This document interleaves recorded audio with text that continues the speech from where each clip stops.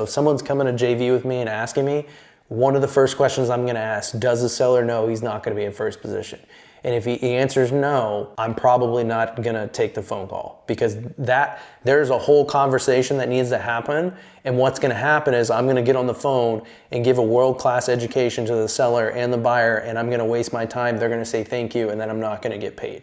Again, it's not about money, but going back to the scenario of if I'm working my ass off 16, 17, 18 hours a day, and I'm taking an hour a day out of my business, there's an opportunity cost, right? Like that cost me money be on that phone call. I mean, that's just straight up. So that's one of the first things I want to know. Make sure that they're okay with not being in first position, because a lot of times people are pitching seller finance, seller finance, seller finance, and seller finance to the seller means seller finance, means they're in first position. When you start hearing questions like, okay, who's going to pay the taxes and insurance? How are we going to handle that? Is the payment for taxes and insurance going to go to the seller each month, and then the seller's going to pay that? That is one of the number one questions I get asked that is like a red flag that says they don't know what's going on.